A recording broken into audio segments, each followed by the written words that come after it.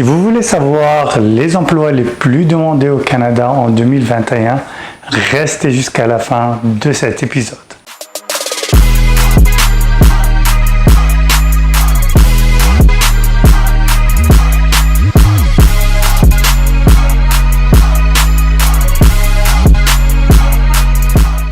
What's up YouTube et bienvenue dans cet nouvel épisode de Easy Canada Channel. Et oui, ça fait longtemps que j'ai pas posté une vidéo. J'ai même arrêté la chaîne pour quelques mois et ce pour des raisons personnelles.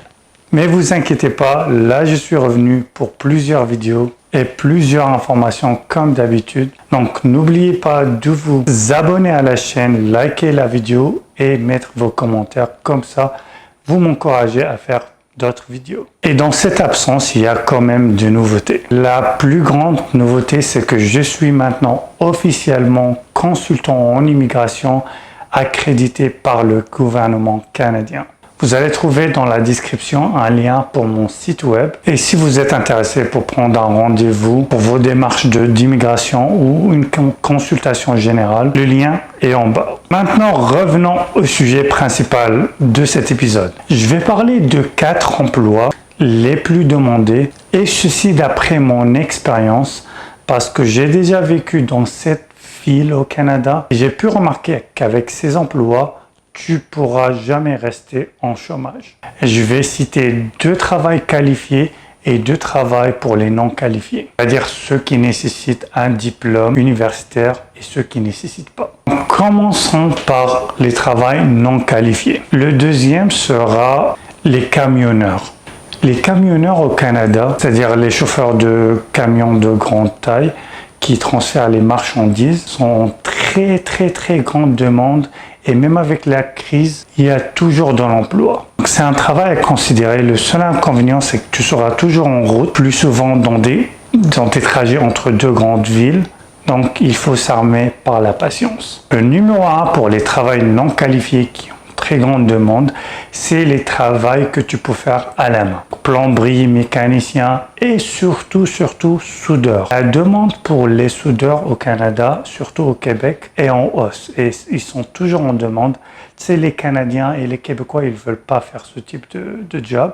Et quand je dis surtout soudeur, parce que mécanicien, ça peut différer d'un pays à un autre si tu viens d'un autre pays, mais soudeur, ça va être la même chose. En ce qui concerne les salaires, bien sûr, ceci va différer avec ton niveau d'expérience, mais le salaire moyen d'un camionneur au Canada va être 40 000 $ canadiens l'année. Maintenant, pour les soudeurs, c'est un peu plus élevé, et ça va être aux alentours de 60 000 $ l'année, ce qui est comparable à certains métiers qualifiés. Maintenant, je vais passer aux emplois qualifiés. J'en ai choisi 2 et je vais rajouter un 3e emploi. J'ai remarqué qu'ils sont en très grande demande depuis que je suis arrivé au Canada et dans toutes les villes à peu près. Bien sûr, il y en a d'autres, mais pour une vidéo, je ne peux pas tout lister. Donc, ce que je vous conseille, écrivez-moi votre emploi dans le commentaire et moi, je vais vous donner mon avis personnel d'après mon expérience depuis à peu près 6 ans au Canada. Je vais commencer par le numéro 3 et c'est le métier de comptable. À peu près tous mes connaissances qui ont fait la formation de comptable, ils ont tous un job avec un bon salaire. Et ceci parce que tout le monde a besoin d'un comptable et les cabinets, les grandes entreprises, ils vont toujours chercher un comptable pour travailler pour eux. Numéro 2, c'est le travail d'informatique. Et là, on va parler des business analysts et qualité assurance comme travail que je faisais. Mais surtout, le numéro 1, ça reste un développeur informatique.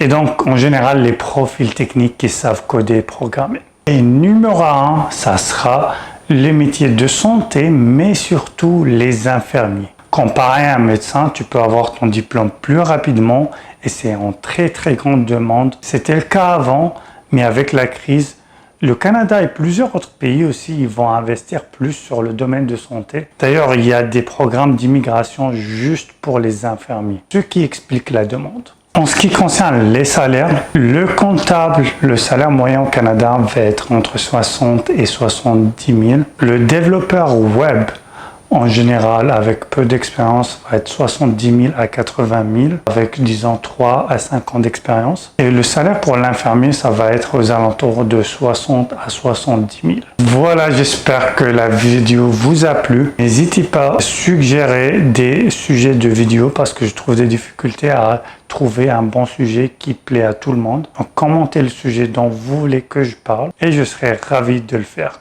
À bientôt.